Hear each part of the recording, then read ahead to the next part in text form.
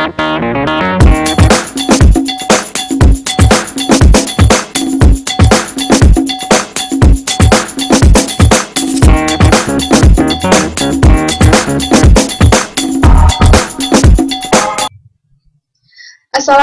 warahmatullahi wabarakatuh.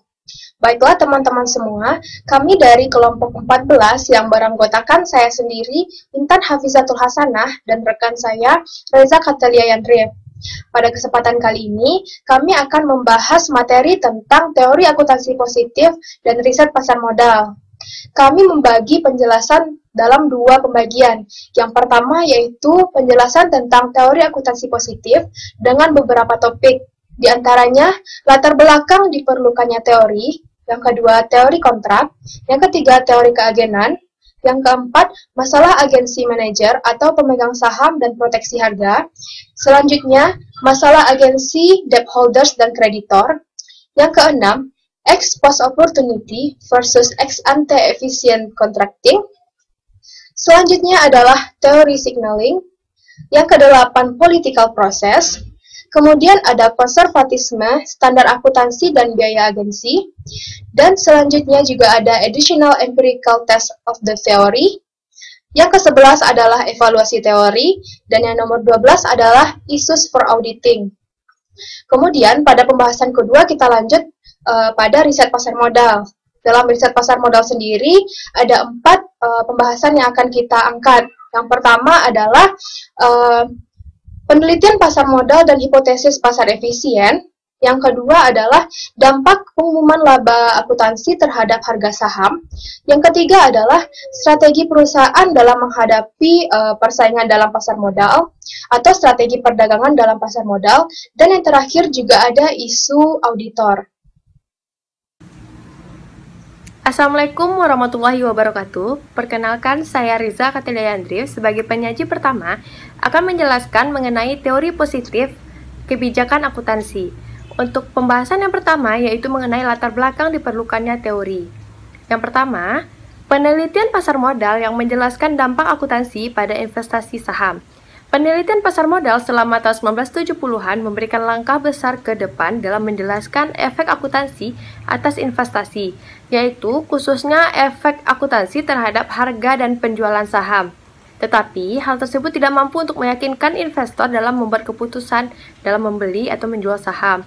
Untuk dapat memahami pentingnya pilihan akuntansi, diperlukannya pemahaman akan prinsip-prinsip ekonomi fundamental yang mendasarinya. Latar belakang yang kedua yaitu adanya efisien market hypothesis dan asumsinya. Asumsinya yaitu informasi tersedia secara penuh, tidak ada biaya transaksi, tidak ada pajak, dan adanya pasar persaingan sempurna. Dengan berdasarkan asumsi ini, harga akan segera disesuaikan untuk memberikan informasi akuntansi. Latar belakang yang ketiga yaitu dengan adanya asumsi efisien market hypothesis yang ketat dalam penelitian awal akuntansi positif, berarti bahwa peneliti pasar modal tidak bisa memberikan penjelasan mengapa harga saham tidak segera merespon informasi akuntansi seperti yang telah diprediksi. Dengan demikian, ketika mereka menyelidiki reaksi pasar terhadap rilis praktik akuntansi dan pendapatan perusahaan, peneliti membuat beberapa pengamatan yang signifikan yang dapat mendorong minat pada pengembangan teori positif atas pilihan kebijakan akuntansi. Selanjutnya, tuntutan atas adanya suatu pendekatan teori positif terhadap akuntansi ini akan memunculkan adanya dua teori. Yang pertama kita bahas yaitu teori kontrak. Teori kontrak menggambarkan perusahaan sebagai penghubung hukum atau koneksi atas hubungan kontraktual antara pemasok dan konsumen atas faktor-faktor produksi. Perusahaan itu ada karena biaya individu untuk bertransaksi atau melakukan kontrak melalui organisasi pusat lebih rendah daripada melakukannya secara individual, atau bisa juga diartikan sebagai daripada semua pemasok faktor-faktor produksi seperti tanah, tenaga kerja, dan modal tadi itu melakukan kontrak secara individual dengan konsumennya, lebih baik kontrak tersebut diambil oleh perusahaan untuk dapat menghubungkan antara pemasok sama konsumen-konsumennya. Teori kedua yaitu teori keagenan. Teori keagenan ini dapat didefinisikan sebagai suatu hubungan agen seperti yang timbul karena adanya kontrak di antara satu pihak dengan pihak lain, yaitu pihak prinsipal dan pihak agen, untuk melakukan beberapa layanan atas nama prinsipal. Berdasarkan kontrak, prinsipal mendelegasikan beberapa otoritas dalam pengambilan keputusan kepada pihak agen. Dalam situasi seperti ini, baik dari prinsipal maupun dari pihak agen merupakan pihak yang akan memaksimalkan utilitasnya. Kemudian, masalah keagenan yang timbul adalah masalah yang mendorong agen untuk bersikap seolah-olah ia sedang memaksimalkan prinsip kesejahteraan.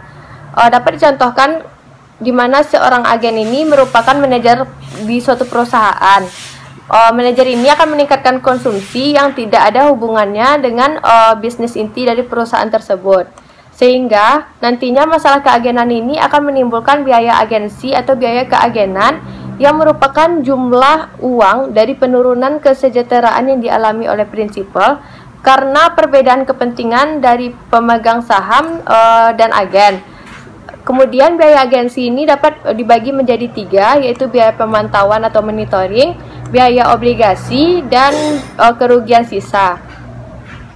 Untuk biaya keagenan pertama, yaitu ada biaya pemantauan atau monitoring cost, merupakan biaya yang dikeluarkan oleh pemegang saham untuk memantau perilaku agen, yaitu mengukur, mengamati, dan mengendalikan perilaku agen. Contohnya seperti biaya audit, biaya penetapan rencana kompensasi manajemen, dan sebagainya.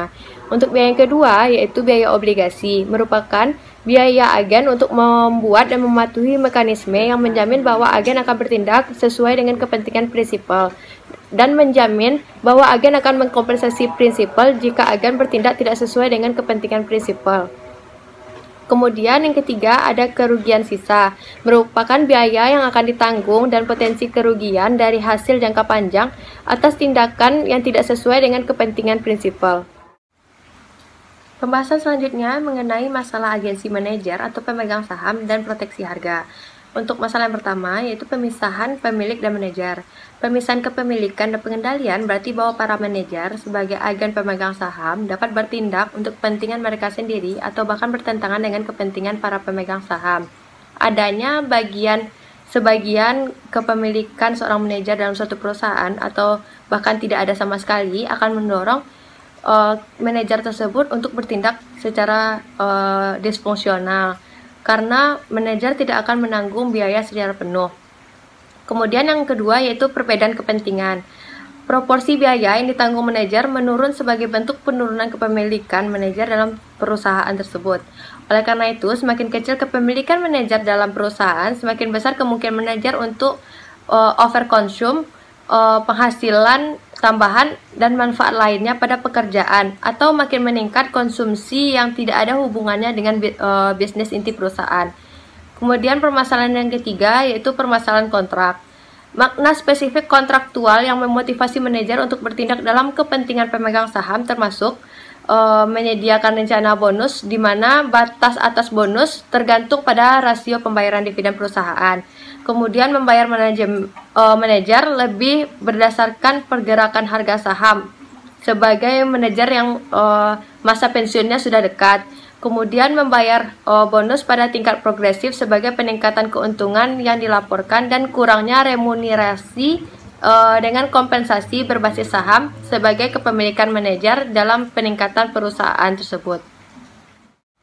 Selanjutnya kita akan membahas mengenai oportunistik dan kontrak efisien. Untuk pembahasan yang oportunistik, yang pertama yaitu agen berusaha untuk mengurangi biaya keagenan. Kontrak keagenan memberikan insentif bagi agen untuk bertindak dengan cara bertentangan dengan kepentingan si prinsipal. Tapi karena adanya proteksi harga, berarti bahwa hal itu merupakan kepentingan agen untuk melakukan kontrak yang dapat mengurangi biaya keagenan. Kemudian agen berusaha memperoleh kemakmuran dari prinsipal. Terdapat argumen yang dinamakan dengan opportunistic perspective, yang merupakan suatu pendekatan untuk menyatakan bahwa agen bersifat oportunistik dan berusaha untuk mentransfer kekayaan dari prinsipal karena agen menganggap bahwa proteksi harga untuk perilaku disfungsional ini tidak lengkap. Kemudian, yang kedua, kita akan membahas mengenai kontrak efisien. Tindakan yang bermanfaat bagi agen juga memberi manfaat bagi prinsipal. Maksudnya gimana?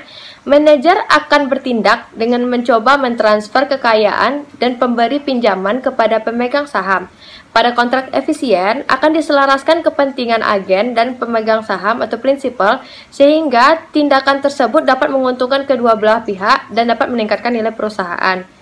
Yang kedua, tindakan yang mementingkan agen sekarang akan memberikan dampak kepercayaan di masa yang akan datang.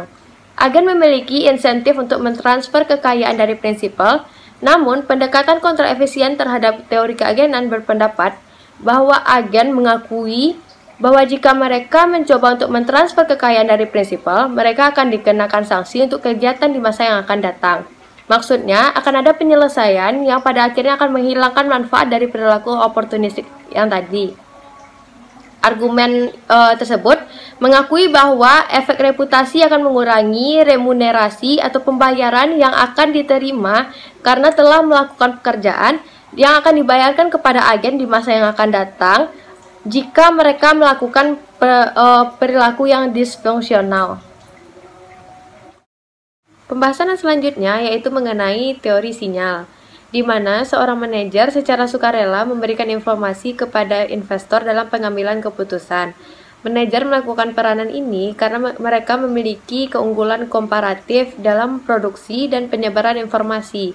Informasi yang dimaksud yaitu informasi akuntansi yang digunakan untuk menunjukkan bagaimana nilai perusahaan dan klaim terhadap perusahaan itu akan berubah. Maka, setiap perubahan dalam metode akuntansi harus berarti bahwa informasi telah berubah dan keputusan informasi harus berubah juga. Dan menurut teori ini, perusahaan mengharapkan manajer untuk meningkatkan pertumbuhan yang tinggi di masa yang akan datang, maka mereka akan mencoba untuk memberikan sinyal kepada investor melalui akun.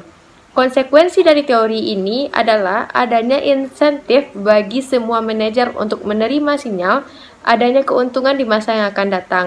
Karena jika investor percaya akan sinyal tersebut, maka harga saham akan meningkat dan para pemegang saham akan mendapatkan keuntungan. Pembahasan yang selanjutnya yaitu mengenai proses politik.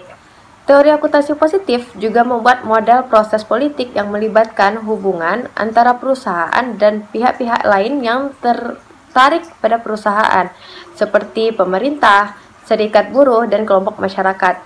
Seperti dalam konteks utang dan kontrak kompensasi manajemen, akuntansi penting dalam proses politik sebagai salah satu sumber informasi tentang perusahaan. Perbedaan yang utama antara pasar politik dengan pasar modal yaitu kurangnya permintaan, dan karena itu maka insentif akan lebih kecil untuk memproduksi informasi dalam pasar politik. Pembahasan selanjutnya mengenai konservatisme, standar akuntansi, dan biaya keagenan. Kontrak keagenan dibuat antara prinsipal dengan agen. Pada teori keagenan, diasumsikan bahwa kontrak yang dibuat antara prinsipal dan agen dalam suatu perusahaan pada dasarnya berbicara tentang tata kelola perusahaan internal dengan pemegang saham dan demokrasi perusahaan terhadap kontrak yang efisien dengan meminimalkan biaya keagenan. Kemudian, ada model pengendalian untuk kreditor dan pemegang saham. Hal ini muncul karena para manajer memiliki jabatan yang terbatas dan ini memberikan pengaruh bias dalam perkiraan nilai atau estimasi nilai.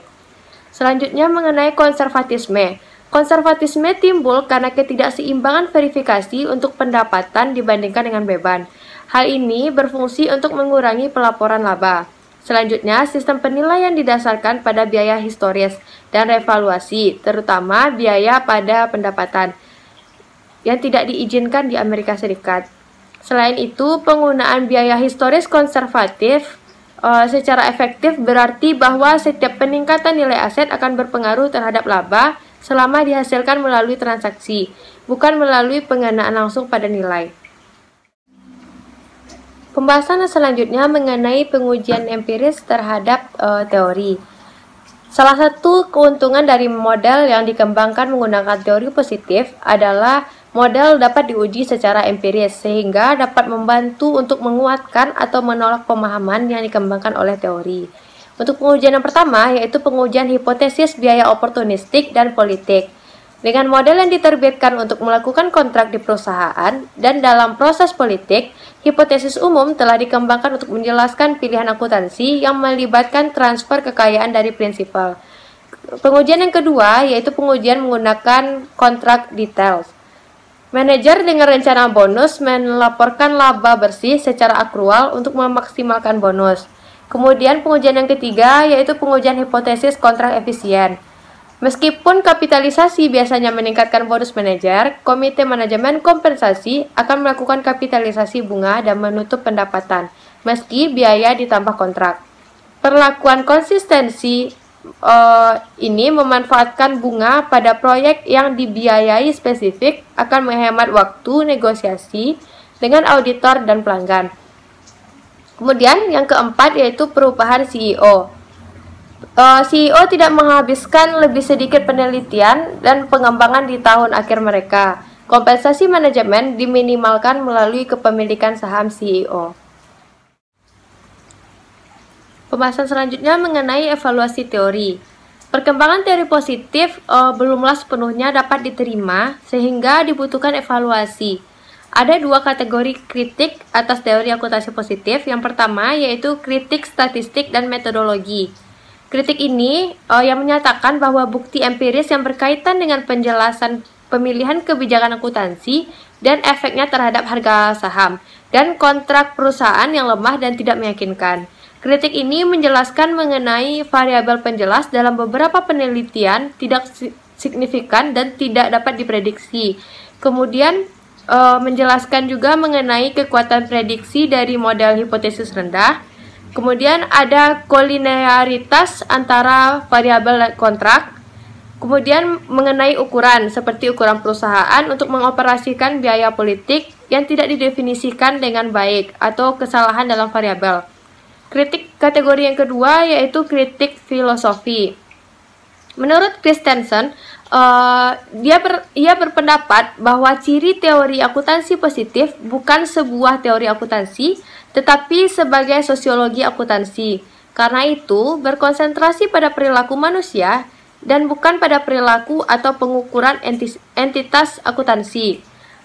Sebagai tanggapan, Watts dan Zimmerman mengomentari bahwa entitas akuntansi dapat diakui hanya dari segi perilaku dari individunya yang terkait dengan perusahaan, yaitu pemegang saham, manajer, akuntan, dan auditornya.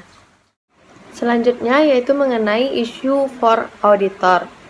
Yang pertama yaitu auditor mempunyai peran monitoring dalam teori keagenan.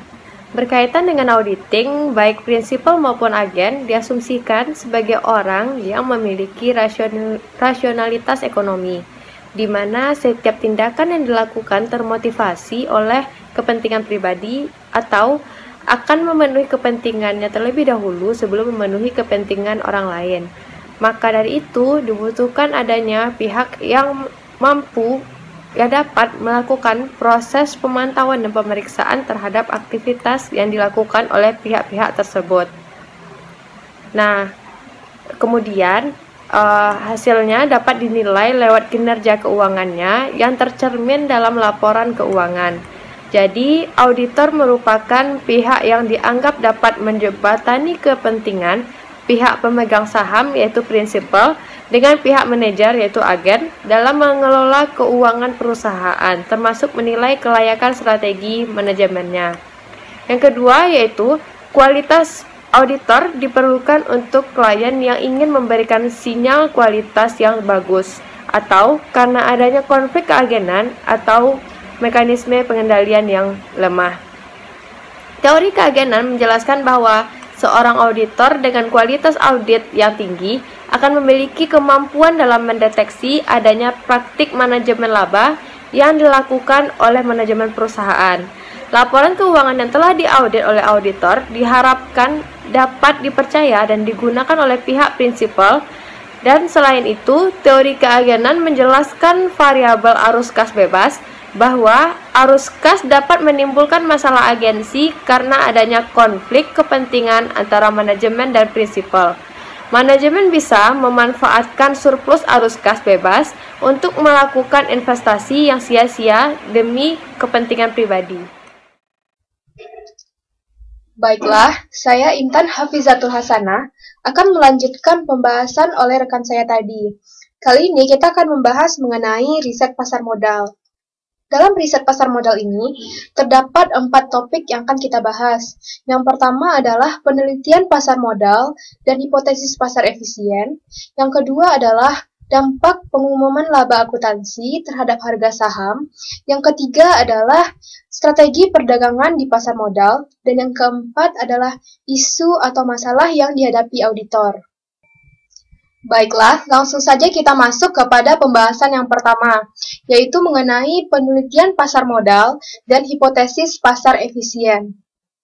Pada materi yang telah dijelaskan oleh rekan saya sebelumnya, yaitu mengenai teori akuntansi positif, terdapat hubungan yang sangat erat antara penelitian pasar modal dengan teori akuntansi positif, yaitu karena terdapat 2 macam penelitian yang secara khusus berpengaruh terhadap teori akuntansi positif.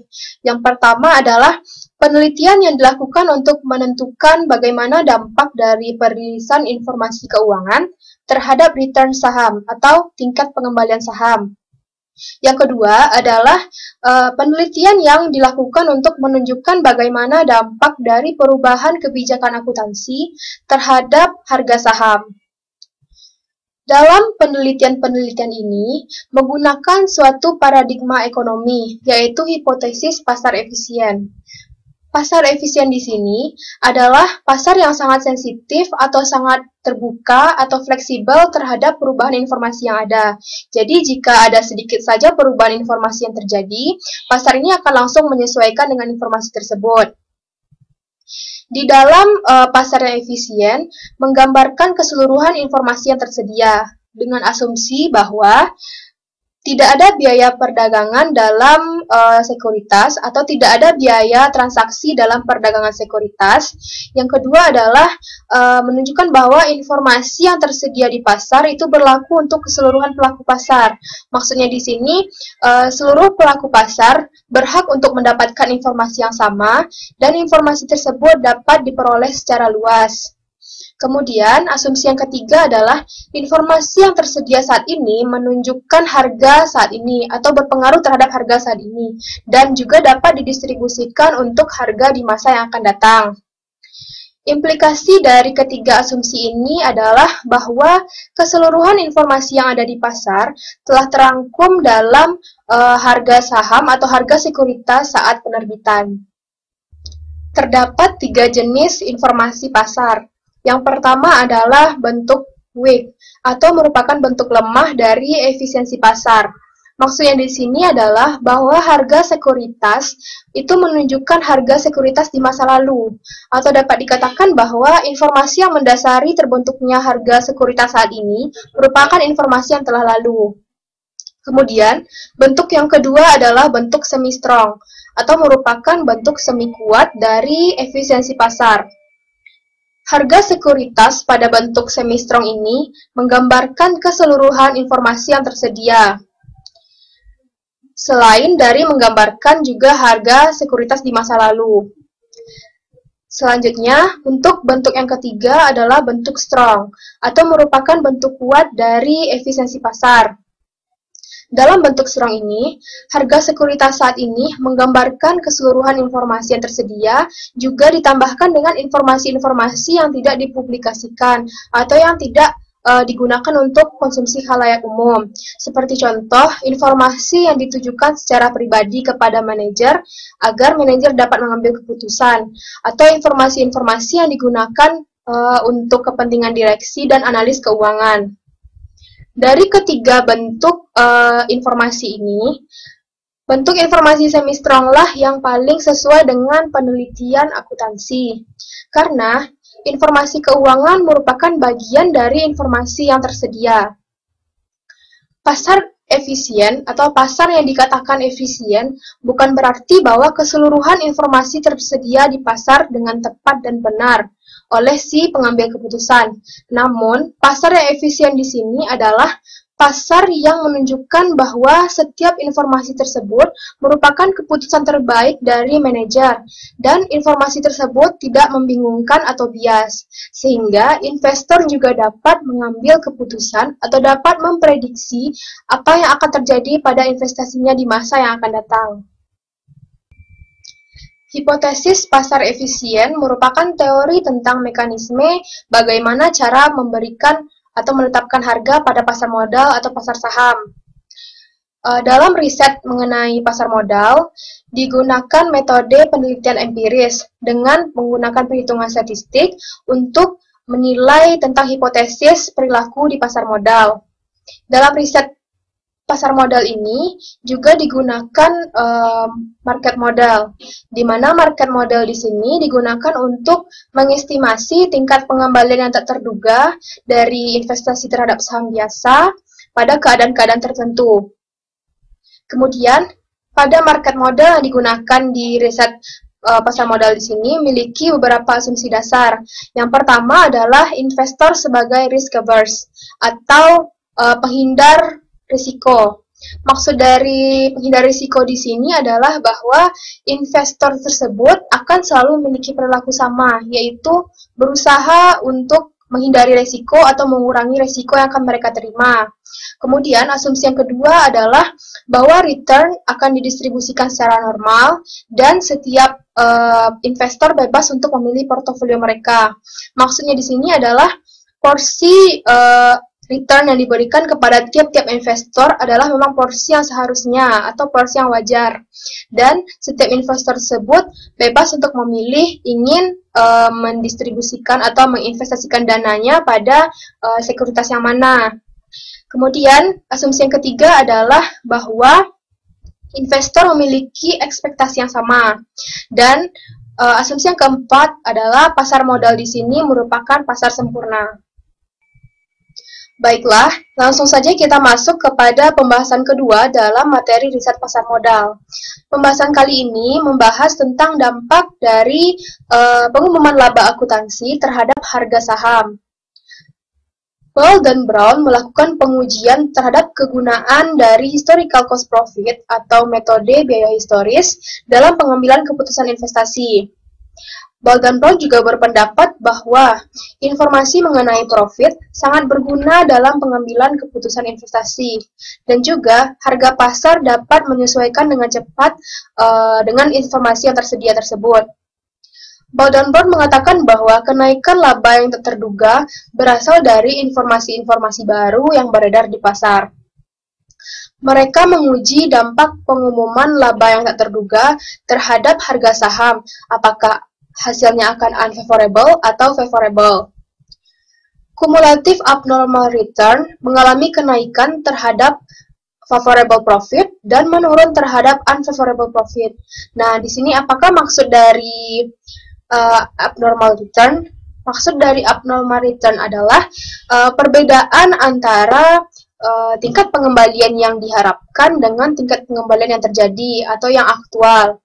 Sedangkan maksud dari favorable profit di sini adalah ketika laba tersebut dilaporkan lebih besar dari laba yang diharapkan. Sedangkan untuk unfavorable profit adalah ketika laba yang dilaporkan lebih kecil dari tahun lalu. Hal-hal ini membuktikan bahwa pasar dapat memprediksi laba perusahaan dan menyesuaikan harga saham. Setelah pengumuman laba, harga saham belum menyesuaikan secara sepenuhnya, namun terus melakukan penyesuaian hingga periode setelah pengumuman laba. Ball dan Brown menyatakan bahwa 85 hingga 90% penyesuaian harga justru dilakukan sebelum dari pengumuman laba. Hasil penelitian ini memberikan beberapa dampak terhadap akuntansi keuangan. Dampak yang pertama adalah terdapat pengaruh yang signifikan terhadap historical profit. Dampak yang kedua, accounting bukan merupakan satu-satunya informasi yang mempengaruhi harga saham, melainkan juga ada informasi sebelumnya yang mempengaruhi harga saham. Dan dampak yang ketiga, pasar konsisten dalam menanggapi accounting report dan hampir tidak mungkin memperjualbelikan atau memberikan akses yang bebas terhadap informasi akuntansi. Dalam pembahasan kedua ini mengenai dampak pengumuman laba akuntansi terhadap harga saham, terdapat 4 hal yang patut dipertimbangkan atau yang patut untuk dilakukan pengujian. Yang pertama adalah magnitude. Yang kedua adalah asimetri antara informasi dengan ukuran perusahaan. Yang ketiga adalah magnitude of profit releases from other firm. Dan yang keempat adalah volatility. Langsung saja kita masuk kepada yang pertama, yaitu magnitude. Terdapat hal-hal lain yang patut untuk dilakukan pengujian. Salah satunya adalah pengaruh besarnya perubahan tak terduga dari sebuah keuntungan terhadap abnormal return. Seperti yang saya jelaskan tadi, bahwa abnormal return tersebut merupakan perbedaan antara tingkat pengembalian yang diharapkan dengan tingkat pengembalian yang terjadi. Teori yang mendasari pengujian ini adalah jika dalam sebuah keuntungan terdapat informasi yang mengikutinya, maka abnormal return dalam hal ini dapat dikaitkan secara langsung dengan profit tak terduga atau keuntungan yang tak terduga. Dalam penelitian oleh Beaver, Lambert, dan Morse, mengatakan bahwa hanya sekitar 0,1 hingga 0,15% abnormal return dapat dihubungkan dengan 1% unexpected profit atau keuntungan yang tak terduga tadi. Namun, tes ini tidak mempertimbangkan bahwa terdapat perbedaan antara suatu perusahaan dengan perusahaan lainnya. Selanjutnya adalah mengenai asimetri informasi dan ukuran perusahaan. Informasi dari pengumuman unexpected profit atau keuntungan yang tidak terduga berhubungan secara berkebalikan dengan ukuran perusahaan. Semakin kecil perusahaan, maka semakin banyak informasi yang dicantumkan dalam pelaporan keuangannya. Jumlah informasi yang tersedia dari sumber lain lebih besar daripada jumlah informasi yang tersedia pada pelaporan keuangan. Secara ringkas, hipotesis informasi diferensial menyiratkan bahwa informasi yang terdapat dalam laporan keuangan lebih berarti bagi perusahaan-perusahaan kecil dibandingkan dengan perusahaan besar. Dan juga terdapat penelitian empiris dapat membuktikan bahwa laba memberikan informasi yang lebih berharga bagi perusahaan kecil. Selanjutnya adalah magnitude of profit releases from other firms. Terdapat hal lain yang patut untuk diteliti atau diuji, adalah mengenai dampak dari harga saham suatu perusahaan terhadap perusahaan lainnya. Tentunya perusahaan yang dimaksud di sini adalah perusahaan-perusahaan yang berada dalam satu industri. Click dan Sinclair menunjukkan bahwa perusahaan terakhir yang mengumumkan labanya memiliki dampak yang lebih kecil terhadap harga sahamnya, sedangkan perusahaan yang lebih awal dalam mengumumkan labanya memiliki dampak yang lebih besar terhadap harga sahamnya. Penelitian transfer informasi ini didasarkan pada keyakinan bahwa profit yang tidak terduga dalam suatu perusahaan pada industri tertentu dapat berpindah melalui industri tersebut. Selanjutnya adalah volatilitas. Penelitian lain telah menggunakan indeks alternatif isi informasi yang terkandung dalam pengumuman pendapatan. Salah satu alternatif yang dapat digunakan adalah varian dari abnormal return. Teori yang mendasari tes ini adalah bahwa jika ada informasi yang terkandung dalam pengumuman pendapatan, maka kita dapat berekspektasi bahwa perubahan harga yang akan terjadi akan lebih besar dibandingkan pada harga saat pengumuman atau dibandingkan dengan nilai saat pengumuman. Terdapat penelitian yang mengukur dampak perhitungan akuntansi terhadap harga saham. Angka yang didapatkan dari pengukuran ini disebut dengan Earning Response Coefficient atau ERC. Ada beberapa faktor yang mempengaruhi ERC ini. Di antaranya adalah risiko dan ketidakpastian. Yang kedua adalah kualitas audit, yang ketiga adalah industri, yang keempat adalah tingkat bunga, yang kelima adalah financial leverage, yang keenam tingkat pertumbuhan perusahaan, dan yang ketujuh adalah laba permanen dan temporer. Baiklah, kita akan masuk kepada pembahasan ketiga dalam materi riset pasar modal. Pembahasan ini mengenai strategi perdagangan dalam pasar modal. Terdapat 5 strategi penting yang harus dilaksanakan oleh perusahaan dalam menjaga eksistensinya di pasar modal. Yang pertama adalah perubahan informasi setelah pengumuman. Dua penemuan yang mewakili pertanyaan terkait efisiensi pasar modal, yaitu adanya post-announcement drift atau perubahan informasi setelah pengumuman, dan penurunan trading rule di mana abnormal return dapat diperoleh melalui perdagangan pada informasi akuntansi yang dipublikasikan.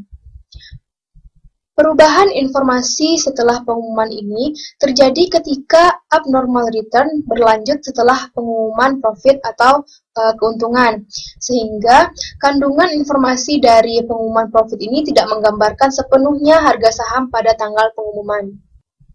Strategi kedua adalah winner-loser strategy.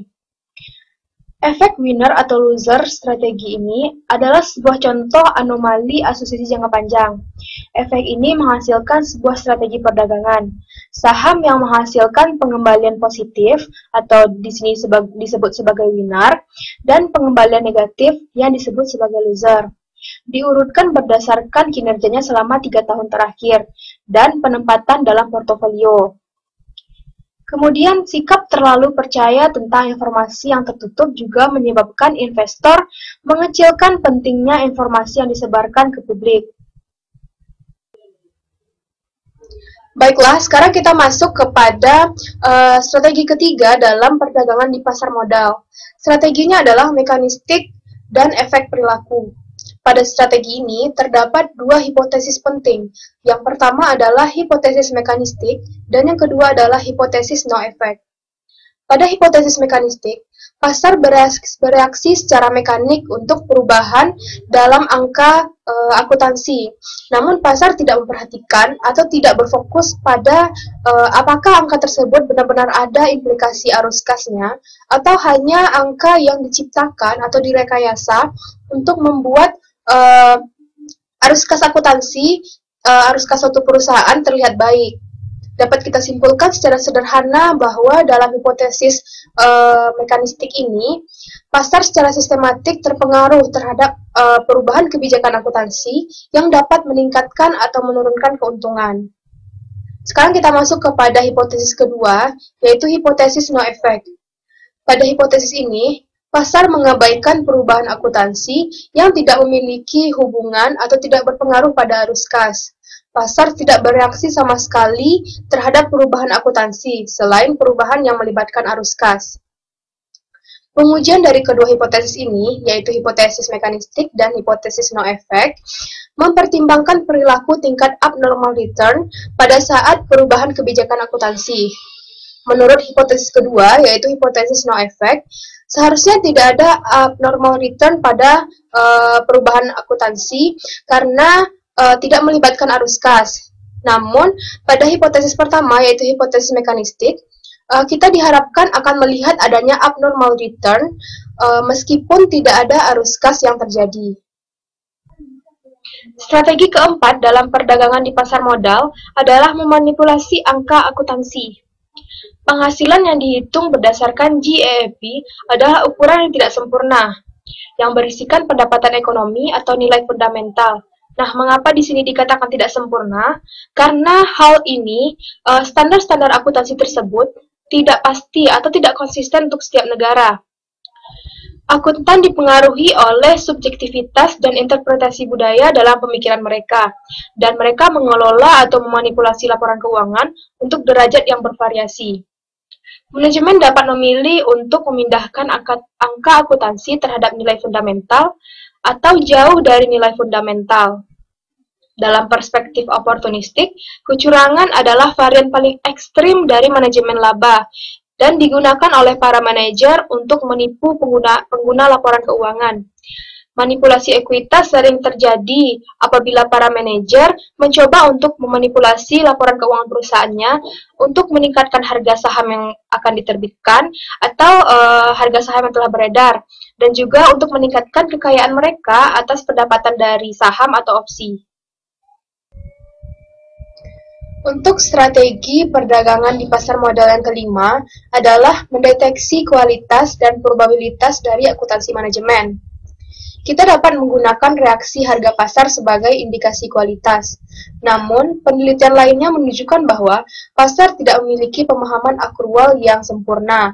Karenanya muncul reaksi yang berlebihan untuk peningkatan pendapatan akrual. Reaksi analis-analis keuangan dapat digunakan untuk menaksir kualitas karena keahlian mereka.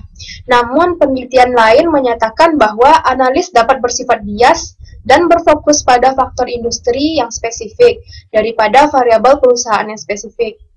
Laporan dan opini auditor juga dapat digunakan sebagai proksi atas penilaian kualitas. Namun di sini juga patut dipertimbangkan apakah auditor yang melakukan penilaian tersebut sudah benar-benar independen atau tidak. Baiklah, sekarang kita masuk kepada pembahasan terakhir dalam materi kali ini, yaitu isu auditor. Berdasarkan bukti empiris, laba akuntansi mengandung informasi atau harga saham. Dalam bukti empiris juga, terdapat keterkaitan antara biaya modal dengan kualitas audit. Kebanyakan aktivitas atau kegiatan-kegiatan ekonomi dalam suatu perusahaan membutuhkan audit, sehingga peneliti harus menginvestasikan biaya modal untuk mempengaruhi kualitas audit yang didapatkan. Para peneliti tidak dapat melakukan percobaan ekonomi untuk membuktikan hubungan kausal antara biaya modal yang diinvestasikan dengan kualitas audit.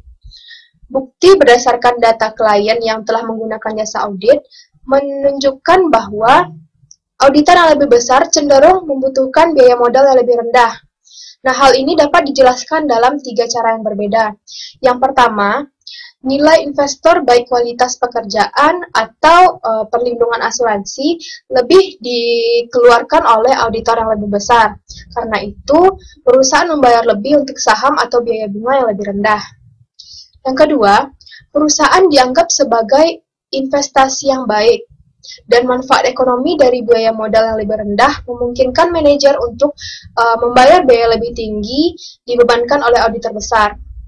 Dalam hal ini, biaya modal menyebabkan pilihan auditor. Untuk yang ketiga adalah pemilihan auditor dan biaya modal. Keduanya bisa disebabkan oleh faktor lain seperti kualitas manajemen atau peluang investasi. Para peneliti berhati-hati untuk mencoba mengontrol penjelasan alternatif tersebut dan menggunakan teknik seperti variabel kontrol, persamaan simultan, dan analisis statistik yang kompleks, serta melakukan banyak tes kepekaan. Akhirnya, proses penelitian melibatkan banyak upaya terpisah untuk menyelidiki teori menggunakan metode yang berbeda dan sampel yang berbeda, dalam konteks yang berbeda, untuk membangun kepercayaan pada hasil. Baiklah, sekian materi yang dapat kami sampaikan dari kelompok 14 mengenai teori akuntansi positif dan riset pasar modal. Kami harap materi yang kami sampaikan ini dapat memberikan tambahan pengetahuan bagi kita semua. Terima kasih atas waktu dan perhatiannya. Saya akhiri, Assalamualaikum warahmatullahi wabarakatuh.